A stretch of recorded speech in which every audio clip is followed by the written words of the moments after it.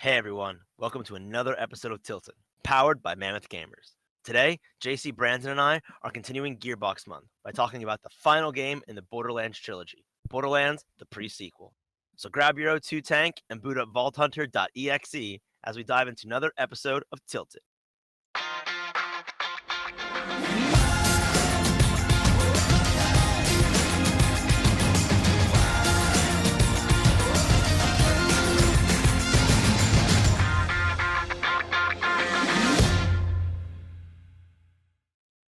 Hey everybody, welcome to another episode of Tilted, the exceptional podcast for the average gamer. I'm one of your hosts, JC, here with the usual suspects, Brandon and Chip. What's going on, fellas? Not much. How about yourself? Nothing really. Nothing really. I feel you there. Just having a nice leisurely night, getting excited to talk about the final Borderlands game we're going to cover here. Borderlands, the pre-sequel. This was released in October 2014. Time-wise, it is set in between Borderlands 1 and Borderlands 2. And if you're a regular subscriber to the show, you know this is when we go into the lore of the game. Chip, take it away. Yeah, so this actually, for those of you that are like really hardcore to Borderlands, like I kind of am, this also, like if you ever played Tales of the Borderland, it happens before episode 3 of Tales from the Borderlands. It's pretty much the same lore as like find vault shoot thing. This one's like this is Jack's rise to power basically. So in Borderlands 2 we have Handsome Jack. He's this big antagonist. I got that right this time, right? He's the antagonist in Borderlands 2, whereas in Borderlands the pre-sequel he's actually like the good guy. For most of the game he's your NPC helper, and he's actually a downloadable character. You can play as him. Basically what happens is you're on Hyperion's moon base, or Hyperion's spaceship base, I don't know what it actually is, and it gets attacked by the Lost Legion, which army from Dahl, led by General Zarpedon, some nonsense alien woman that hates Hyperion because plot reasons basically.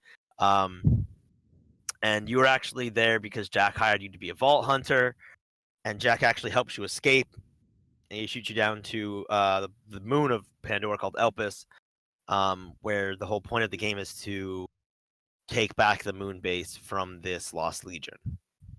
And you end up running into like Roland and like some of the other characters from other games, like Moxie and some of the other vault hunters, and they help you.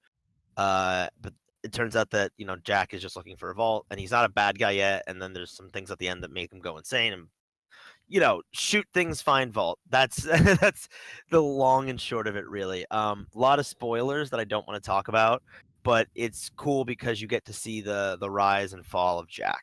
Jack at the beginning of the game actually starts out as a good guy. He's a hero, and by the end, he's become this insane Jack.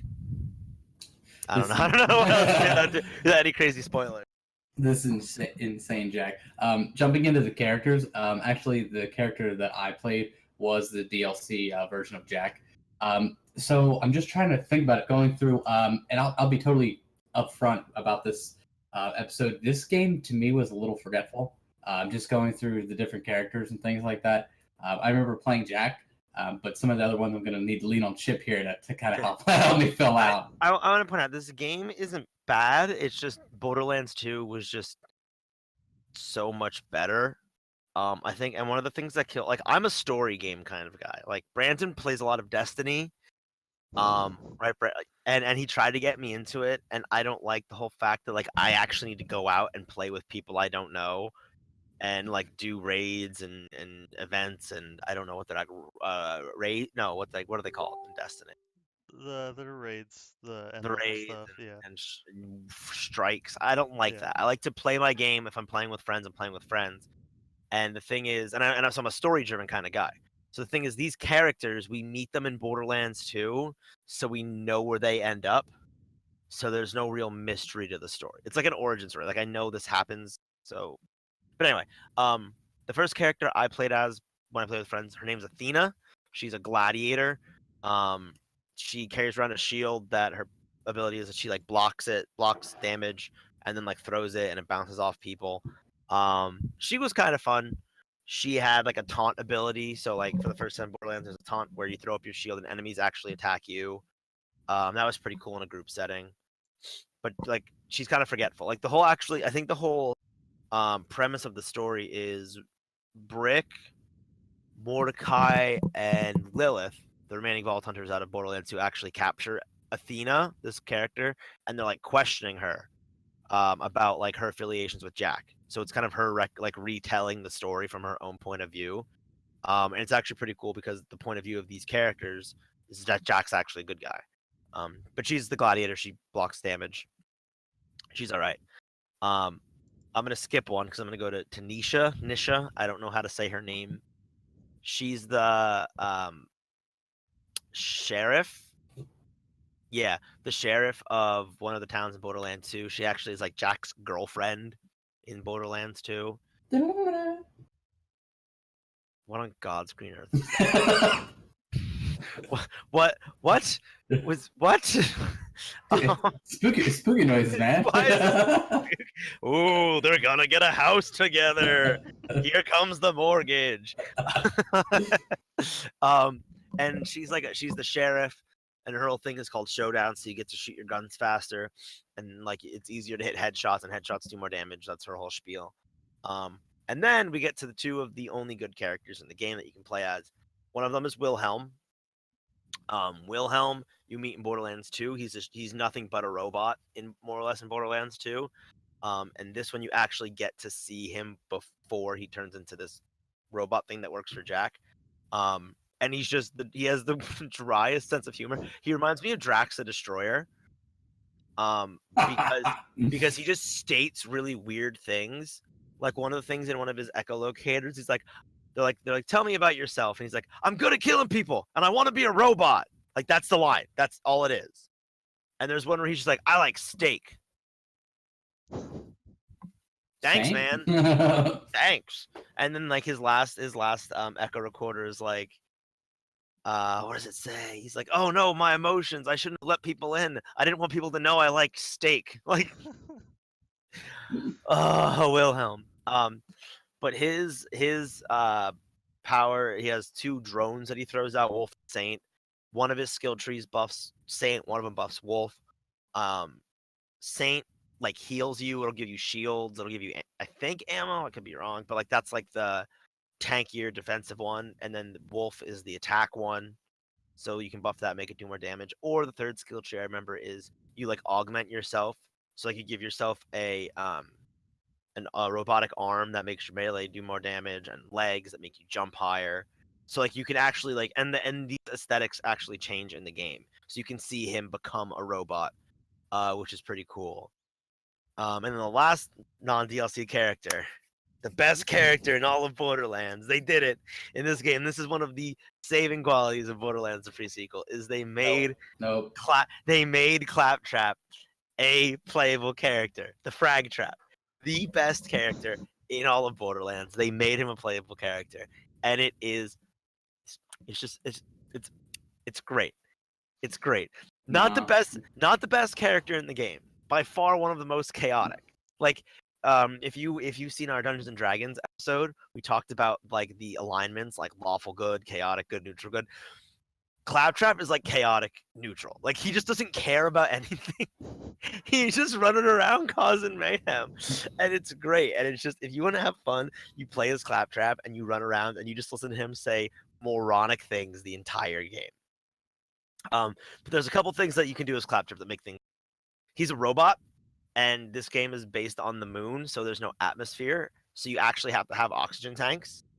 But Claptrap doesn't because he's a robot.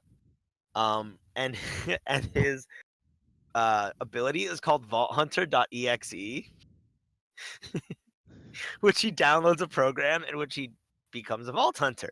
But the thing is, there's no set thing this ability does. It just does a random effect, which could help you or hurt you. So like there's one rare one that I don't know, maybe it wasn't the VaultHunter.exe, and maybe it was just like a random freak occurrence. We all got hit by a missile or exploding barrel. I remember playing 3 of my friends, and we were all gonna die. We were all like no help, no shields, and my friend who was playing Claptrap had full health, full heal. He's like, I'm gonna use my ability and see what happens. And he presses it, and we all like an explosion happened, and then we were all dead. We were like, oh, all right, well that just happens. I know there's one that's called like it's just called like Torg or something like that. It's like Mr. Torg from Borderlands 2 likes explosions. You just throw grenades. That's your ability. When you shoot your gun, you throw a grenade, and it's just infinite ammo of grenade until it runs. Like it's great. Claptrap is the best character in the history of forever, and JC doesn't agree with me because I hate Claptrap. I hate Claptrap so much. He's so good. He's so much fun, dude. He is just great. Like he is what makes this game fun. This Claptrap. And of course, the fact that it is Borderlands. Don't get me wrong. The fact that it is Borderlands, it's funny. There's guns, but Claptrap if you play as him and you just listen to him talk, it's great. He has some of the best idle like quotes ever. Like if you just take your hands off the controls and just sit there, he'll just sit there and just keep talking. Just keep talking to himself forever and ever. I hate Claptrap so much. I don't know why. God, I hate Claptrap. And open. And then there's Jack, and he can summon a doppelganger. Yeah.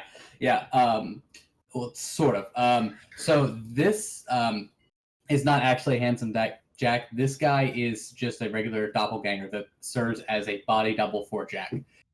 Sometimes. So his thing is called expendable assets, and he there's a slight pause, and then he releases digital versions of himself, Jack, whatever, that shoot lasers, and they constantly lose health. So it's a really big game changer. And you're in the middle of a fight, and then you drop that out, and then it essentially adds 2 more people that are shooting and can grab aggro and things like that. Once they die, the cooldown's a little rough, so then you're kind of just shoot, shoot, shoot. Okay, please cooldowns. But I thought it was cool to play somebody that is almost like Jack, has a lot of just like just sounds like him, looks like him, and it was just cool for me to be able to play as Jack. Yeah, I remember a buddy of mine played as Jack, and like if you get to a high level, you can really buff those like doppelganger things. Like they become epic badass ones, and like they're super big. And like I remember he fought the final boss. Granted, he was really high level, but he fought the final boss, and all he did was he walked into the arena and pressed his ability button, and his digital copies killed the thing before they died.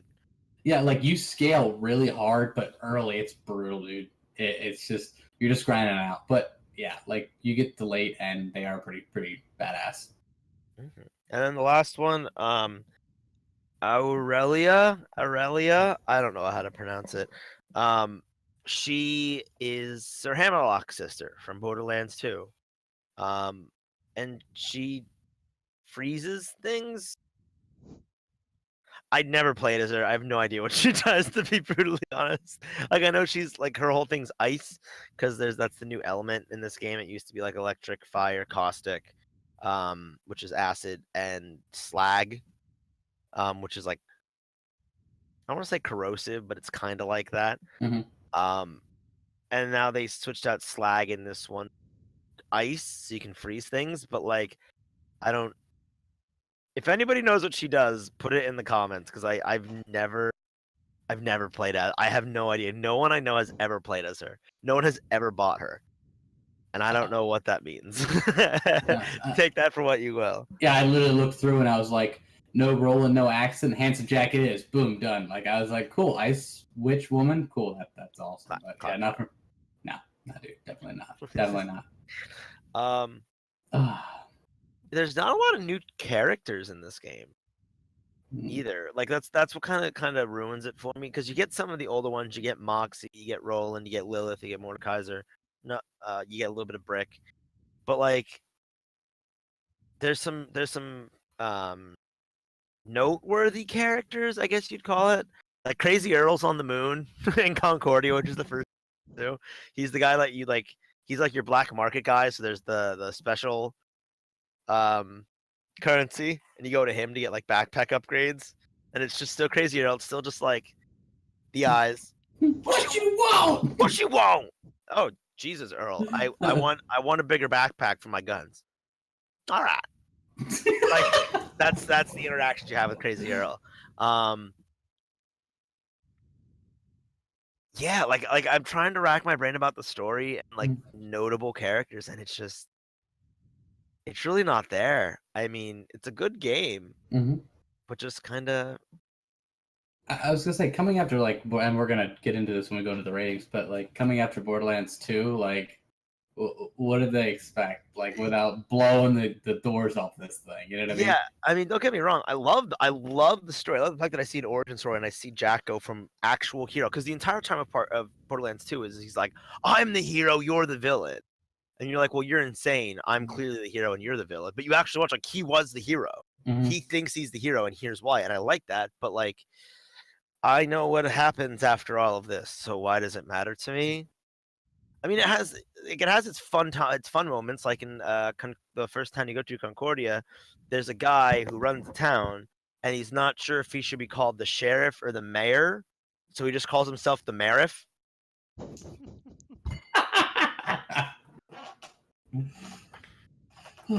Like I don't like. Okay, that's hilarious, and I think Jack, he tries to kill Jack, and Jack ends up like putting a bullet in his skull, and you're like, that was, okay, a little dark, Jack, but I get it. He betrayed you. But yeah, that's the cool part, is you watch Jack go from this like just programmer to like what he actually does. Like at one point you go to find this artificial intelligence to help. You make the first constructor basically, Borderlands that actually makes robots from nothing, which is impossible. Law of conservation of mass, kids. Science. Yeah. Sorry. But you go and you find this AI, and its name is Felicity, and it's actually intelligent. It's not like it's an Echo Dot. Like it's actually there. And Amazon, please don't have me killed. And like this thing has a personality, and it's like, I'll help you. And we're like, all right, cool. And then you show it what it's gonna do, and she sees all the violence that it's creating, and she's like, I don't want to do this anymore. And like the people you play as are kind of like, you know what? This thing clearly has a personality and is sentient. We shouldn't do this. And Jack's like, nope, pull the lever, and like forces her into it. And you're like, ugh. Like, okay, it's an AI, so I guess we'll let this one go. But like, should probably stop doing stuff like that, Jack. And you watch him progress into this like crazy, nonsensical thing, and it's one of those self-fulfilling prophecies. Is that the term? Is that an actual term? Self-fulfilling prophecies? It is, and also, dude, it's your show, man. You can use it however you want, man. English is not my strong suit. So but what I mean is, like, at the end of the game, you get to the vault, and there's no treasure in it, but there's this like floating vault symbol, and Jack grabs it. Spoiler alert, by the way. Spoiler. Jack grabs it, and he sees a vision of himself and the warrior for Borderlands 2. So he sees what he's gonna do. So it's like, you know what I mean? It's one of those things that it's like, I don't know where they were going with this story. It was really good for a while, and then it got to this point, and he's just like, okay. Yeah, and like at the end of 2, if you actually you get a chance to choose if you kill Jack or if Lilith kills Jack. Spoilers. And if you let Lilith do it, she punches him, and his mask falls off, and you see this vault symbol scarred into his face. So what happened was, when he was looking at this vault symbol and he's seeing this vision, Lilith comes in because they know he's a bad guy. They recognize he's a bad guy when it's up. She punches, she like hits him, and it gets seared into his face, and he goes insane. So it's like, I know what's happening now. I know what's gonna happen. So I don't know. It's just kind of like, what's the point of this? Mm. That's just me. I love the game. It's really fun. It's another great Borderlands thing. There's so many like Easter eggs, and like Torg. Torg is in this one a lot, and he just screams the whole time. And there's like laser guns now, and it's really fun gameplay. Just like the story just was kind of. Sorry, I was rambling there. No, I mean, I feel you. I mean, we'll get into it with the rating. But going off what you said with the Easter eggs, because I think it's hilarious to ask Brandon to read 1 or 2 because he's never played the game. Brandon, could you share with us some of the Easter eggs, my friend? And also, please remember, Brandon has never touched this game ever. Yeah. That's what makes this even better. So apparently there's a Super Mario level found in a secret location in the final mission. Yeah. On your way going down, there's a bunch of pipes and moving platforms, and if you go to the right one, which is actually kind of hard to jump to, it'll like you think the platform's gonna push you into this pipe and you're gonna die, and you get to the pipe and you teleport to like a room that's like yellow brick blocks that are 8-bit like Mario, and there's like pipes everywhere and stuff. It's pretty funny. I mean, it's like the Minecraft one from 2. Like it's just fun that it's there. I don't know, like Copyright. yeah, like Whatever. I don't know how any of that works, but like I have a feeling that that's not okay. But then at the same time, like it's an Easter egg, so I think I don't know. It's pretty funny though. Yeah. What else, Brandyn? Brandon? Yeah. Tell us more, man. Apparently Moxie has hired Daft Punk for some shows. Yeah, so in Moxie owns a bar in this town, and she has DJs playing constantly, and they definitely like they 100% have Daft Punk helmets on, and they're just like playing techno music. That's pretty fun. You forgot my favorite, like the first one that's there. You forgot my favorite. No, dude, no. God. What? What is you in this character? I love No. Claptrap. I love God. Claptrap. I love Claptrap. Well, spoiling it, Brandon. Before he takes all your thunder, man, go ahead, tell us what it is. I'm not sure, but apparently Claptrap has a relationship to Captain Falcon in Smash Brothers. Go ahead, Chip. Go ahead. So every once in a while, when you melee, he'll just go, instead of saying Falcon Punch, he'll go Hyperion Punch. And then afterwards, like sometimes if you kill it, he'll be like, show me what you got. Like he's Captain Falcon from Smash. I love this character. You don't understand. He's okay. Let me put it this way. This game was when was this game made? This game was made in 2014. 14. Claptrap is the original meme. Claptrap is the original meme. He was the original memer. He just walked around and memed all over everybody. It was great. I don't even know what a meme is anymore. They're so convoluted these days. But Claptrap was the original. He just walked around and trolled the heck out of people and just like God, just like made these outlandish statements. Just great. Just great. Hyperion Punch. He's so good. He's really not, dude. He's really not. Well, speaking of what's good, dude, we got to get off Claptrap because I can't handle it, man. I can't. There's a mission in the second. God. There's a mission in the second game where it's literally attend Claptrap's birthday party, and like you go, and it's like dance with Claptrap, eat cake with Claptrap, like just asinine.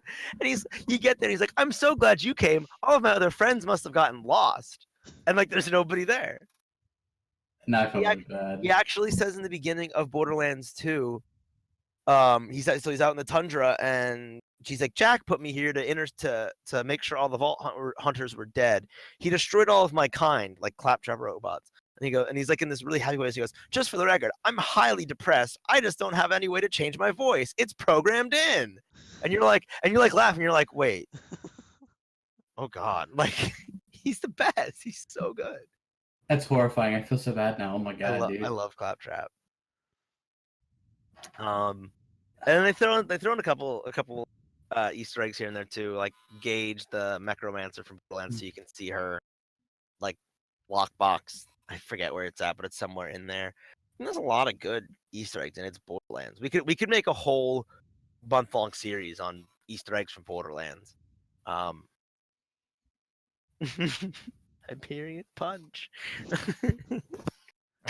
Yeah, I hate Claptrap so much. It was just not something that was for me, man. All right. Well, you don't know what fun is, Jason. I tried it once and I hated it, my friend. JC is that kind of guy that goes to like an ice cream place, like a legit ice cream parlor. Is like, I'll have a dish of vanilla. Like that's JC. Just chocolate. No. No. You're not even that excited. just give me your plain vanilla ice cream, please. No sprinkles, no chocolate sauce. In fact, I don't even want like vanilla bean. I just want like vanilla. Just regular vanilla. So, ratings compared to other Borderlands. Chip? It's the worst. I mean, it's not the worst. It's just compared to the other two. it's not in the same ballpark, dude. If it was based off of like jokes in the game, it would be second behind Borderlands 2 compared to the first one.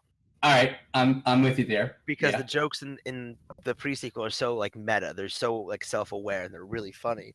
Mm-hmm. But I base a game off a story, and like if I can't remember the plot of a game, no matter how long ago I played, I don't know why I'm doing this, by the way. If I can't remember a plot of a game, to me it's not a flop. Like the gameplay was great, Mm-hmm. the jokes were great, the guns were awesome, the characters were actually funny in their own right and had their abilities. But like at the end of the day, I had to look up what the story was, which means that I wasn't invested in this game. It didn't grab me. Borderlands 2, I think I had like 2 weeks worth of gameplay. Not like I played it for 2 weeks. Like I legitimately had 2 weeks worth of hours sunk into this game because there was so much to do and it was so fun, and like the story was just great. And this one just didn't do it for me. I'm with you there, and Brandon, I'm sure you'll agree that this is the third one. I mean, it was cool to play as Jack, and I thought it was cool they put Claptrap in it. Yeah. But I think if they package all three together in like one monster game, and they kind of did that with the Handsome Jack series, or the Handsome Jack collection, but it just wasn't enough of a standalone for me. You know what I mean? It maybe was an extremely extended DLC or something like that, or smaller, like just a smaller game that you could buy for like $20 or $25. But yeah, it just wasn't. And knowing that like Willem becomes, like, again, spoilers, becomes a boss in like 2. You know what I mean? Same with not Athena, but Nisha. Like she's a boss. Like you see him and you're like, wait a minute. Yeah, I mean, to somebody who's never played Borderlands before, if you got all 3 of them and played 1 pre-sequel, then 2, I bet you pre-sequel you'd be like, this is great. Like this is one of the best games. I have no idea what you're talking about. But just like playing 1, waiting 4 years, playing 2, waiting 4 years, and then backtracking story-wise.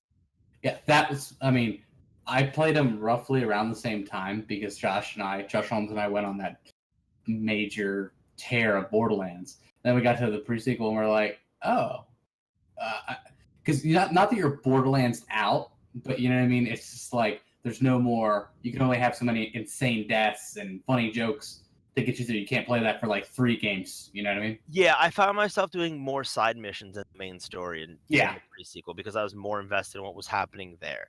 Yeah. Is it a bad game? Absolutely not. No. By no means. If this is on a scale of 1 to 10, I'd give it like a 7. Like it gets a C. Like it passes. Right? It was fun. It was fine. But yeah, it's just a little Borderlands out. To be honest, I think it tried to do too much. Yeah, and I think to close it, but didn't do enough. Do you know what I mean? Like there wasn't that big thing. Like there wasn't anything crazy they added. They added some characters, but there wasn't any new gameplay really. They added the element of ice, but other than that, I mean, it just wasn't there. I think. Yeah, I'm trying to think off the top of my head if there's anything that was like super crazy about it. There's like the Australia, like there's like Scooter's not in it. I think you see him or you hear him, but like there's a new kind of car person. I forget her name. She was kind of fun, but like you never see her again after this game. Right. It just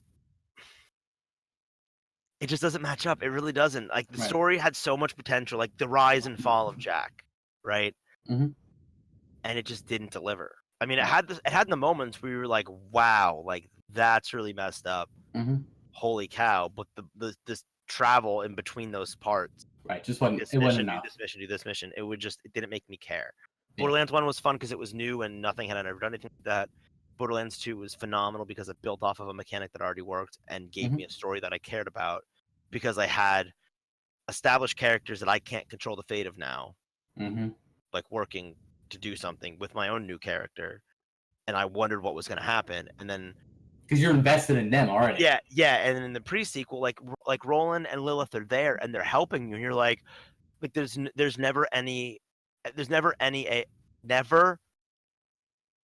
Oh God, English is hard. There's never a thought of like oh my god, like I wonder if Roland and Lilith make it out of this. It's like I know they do. Right. Like oh man, I hope like none of the Vault Hunters die. Well, they don't because I know they don't. I played with them again. I know how they die. Like oh man, like I wonder what's gonna happen to Jack by the end of this game. Like oh wait, I already know what happened. So like it's a cool like little like Easter egg pre-sequel. Yeah. Like what happens? Mhm. How did we get from 1 to 2? But I don't know. Borderlands. That's Borderlands' kind of, little brother. Yeah. that's kind of yeah. It's the bottom half of the screen. It's player 2. Like it's good. It's really fun. If I played it before I played 2, I probably would have loved it. I probably would have loved it till the ends of the earth. Yeah. But it came in a bit too late for me. And then we would have got to Borderlands 2, be like, whoa, that was amazing! Wow, what a great I'm with you totally. Brandon, are you with us, everybody, on my Discord here? Is Brandon awake right now? Yeah. I don't know. Brandon's like, this game, absolutely, man. Is this number 1 for you, Brandon? I would have to put this between 1 and 2. And slightly after the start of Tales from the Borderlands, like maybe after episode 2. Is that where you would put them? Yeah, right there. Probably right about there. Oh god. As always, gentlemen, well done. Well, everybody, that's all we got for you today. Hope you enjoyed the show. And until next time, take a deep breath, get your emotions under control, or you might just get tilted.